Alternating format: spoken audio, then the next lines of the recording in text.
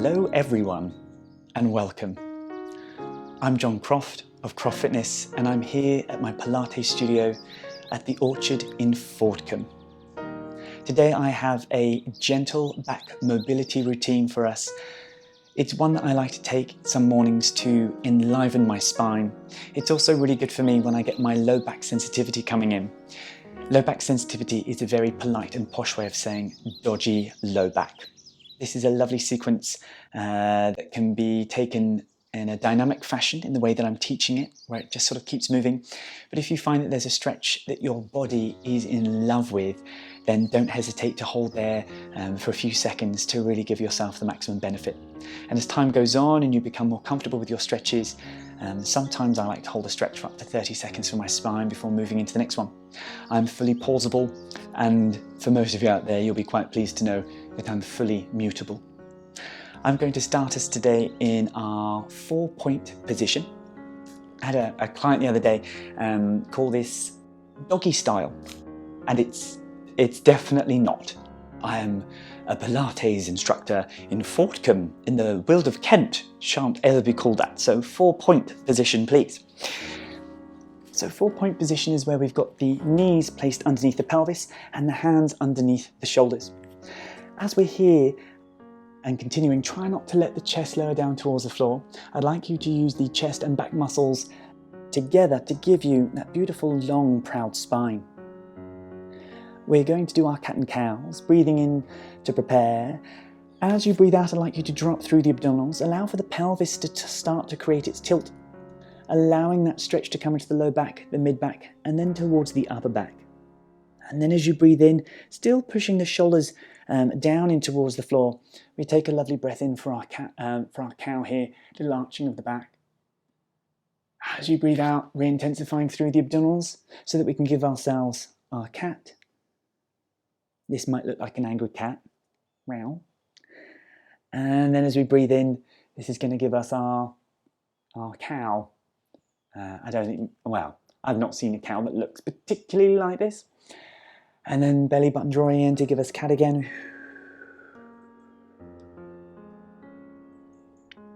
Something my Pilates clients always worry about is whether they're breathing in or out at the right time. And I'm always very honest when I say, so long as you're breathing, you are winning at life. So please don't allow for the breathing to stand in the way of your practice. So long as you're breathing, then we are all very happy. For the next cat, I'd like us to draw up as we have before, but allow for the pelvis to gently draw backwards so that I can try to find a little bit of an extra focus on that low back area as I create the cat. And now I'm done away with the cow, so as I breathe in, I'm just going to go to my flat back. I'm going to draw through my abdominals to create my cat. Wow. And then back again as I breathe in, hopefully looking for a nice flat back here. Whenever we're creating the cat, whether we're drawing backwards or the original one before, we're always trying to draw in through the belly button so that we're really using the actual six-pack muscle to draw ribs to pelvis to create the stretch in a low back. So it's always protected. Our abdominals are creating protective pressure for our spine. This will be my last one just here. And then I'm going to keep edging the derriere backwards towards the heels to now create my child's pose. I'm going to reach my arms gently forward.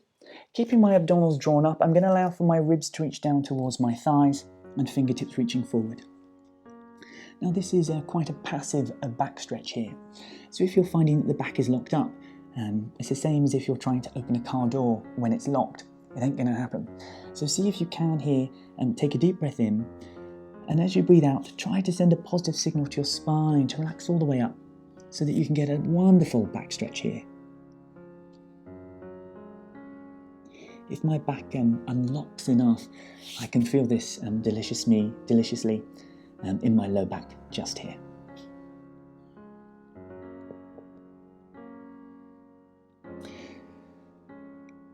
I'm now going to draw myself up into a heart melting pose.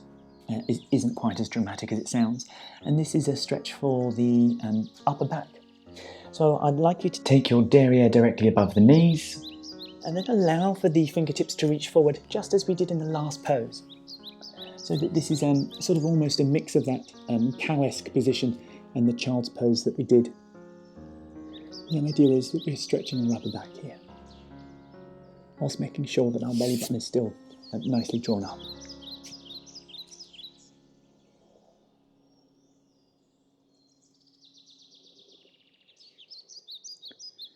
Wonderful. And then when you're ready, pulling up through the abdominals, I'm going to take us through a lovely little mermaid stretch next. For those of you at home who don't like the term mermaid, I prefer fish peoples. So I'm going to create this in reverse. So for those of you watching at home, you can mirror me. I'd like you to place your left leg out in front of you and your right leg to the side to create my beautiful fish tail. For those of you at home with really, really tight hips, you can create a nice little cross-legged position here, or even a cross-legged position with a knee slightly further up. We shouldn't let our hips today get in the way of our back stretching. For most people, we won't be able to get our right bottom cheek down to the floor, although if you do at home, congratulations, what wonderful young hips you've got. But we are looking, as we're about to create our side stretch, to try to keep the right buttock down as much as possible, the same as if we've got our legs crossed at the front. I'd like you to place your left hand down upon the floor, take a nice breath in to prepare, and as you breathe out, I'd like you to push against that left hand as you reach the right one over the top. So this is creating a lateral flexion stretch, a side bend through our body. And on each breath out, we're getting a nice little side twist. We're creating this with a nice little side bend rather than letting the hip come up off the floor, so do try to keep that pelvis in that original position as we're creating these lovely little side bends. That's two. I've got my third one coming up here.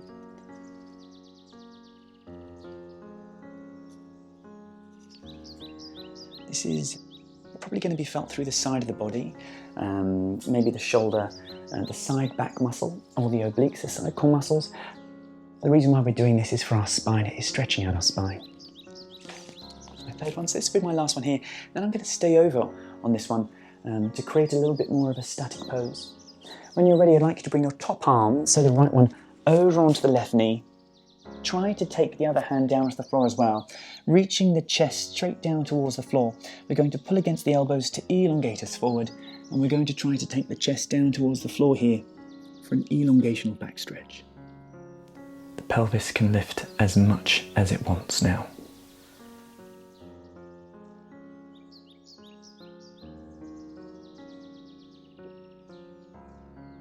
And then when you're ready, keep drawing up through the abdominals so that we can protect the spine as we're moving from position to position as the spine is stretched out of its normal shape.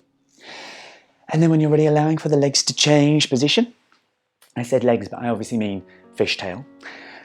So now I've got if you're mirroring me at home, I've now got the right leg in front of me and the left one up to the side. I'd like you to place your right hand down upon the floor. There's a breath in to prepare, and as we breathe out, pushing against the left hand, as pushing against the right hand as we take the left one over the top.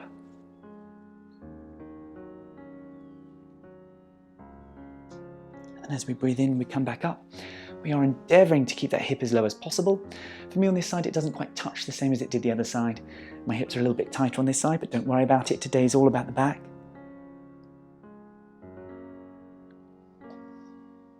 That was two. I've got just another couple left.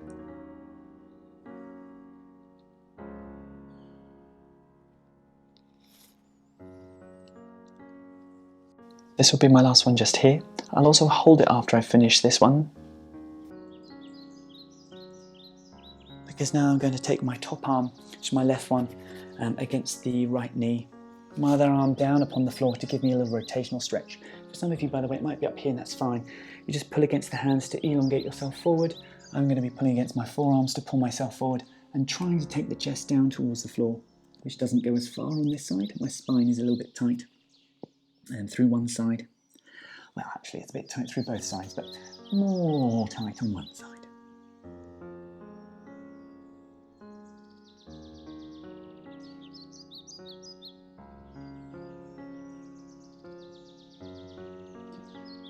And then when you're really using the hands to just start to gently bring you up, I'm going to ask you next to lie on your side.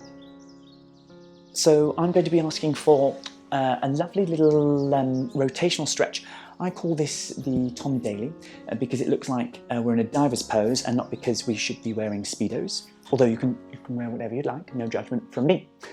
So right here I'm going to be, if you're mirroring me, I'm going to be lying on my left side and my hands clasped in front of me. My head is just gently hovering off the floor just for a moment. Taking a breath in to prepare, as I breathe out, I'll endeavour to keep my knees together. I'll now move my left shoulder down onto the floor as I open my arm towards the ceiling. I'm going to try to open my chest upwards towards the sky. The idea here is that I'm allowing for the weight of my arm to draw me over. I'm not cheating with my arm touching the floor. And then as I breathe in, I'm going to draw my hands back together.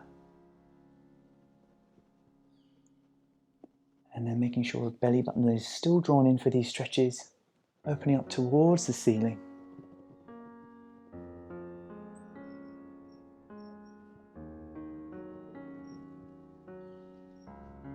I'm going to do 4 on each side. So this one here is about to be my third. I can get to one shoulder blade. I can then start to caress my spine down, but I can't quite reach my other shoulder blade down towards the floor. Well, not whilst my knees are together. And then, so I've got my last one just here now.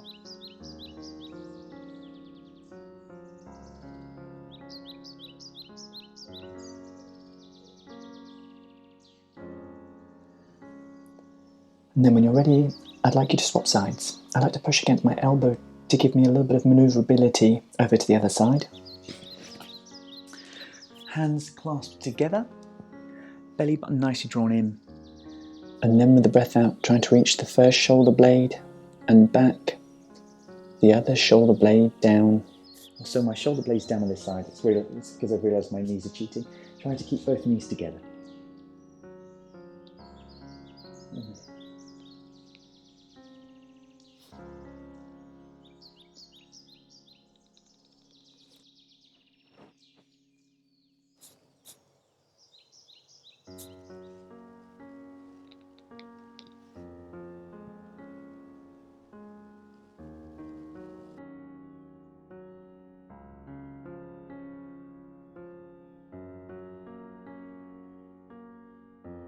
This will be my fourth and final one just here.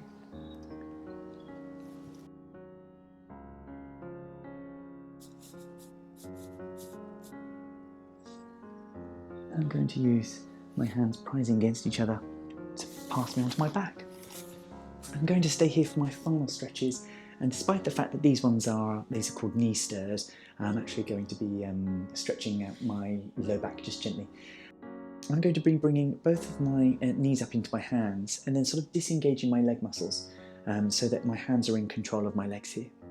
Trying to keep the bottom down, I'd just like us to draw the legs gently towards us, out, gently away, and then in. So these are creating gentle circles. The idea is doing the legs without the bottom, I hope. And for those of us who are Pilates aficionados, I'll be asking you to see if you create your neutral spine whilst here, so your low back isn't squeezing and releasing, squeezing, releasing. It just stays in that one position the whole time. So I've done 4 circles. I'm just going to go the other way as I take the knees out and then towards me, in and then up.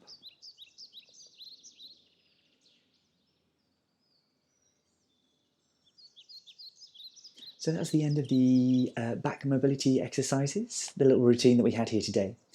For those of you who would like to stay on the floor, good night. And for those of you who'd like to get up, I'll show you my favourite way. It's a nice little side roll, and then I use my hands to give me all the power I need to sit myself up. And particularly important for those of us with a little bit of low back sensitivity. Thank you very much for joining me here today for that back mobility routine. I hope that your spine feels supple and enlivened. Mine in particular feels so much younger than it did just now. If you would like to join me for some more exercise videos, please do subscribe to my channel. I might make some more. And please do hit like, because that validates me as a human being. Thank you very much, and I look forward to seeing you very soon. Thank you. Bye-bye.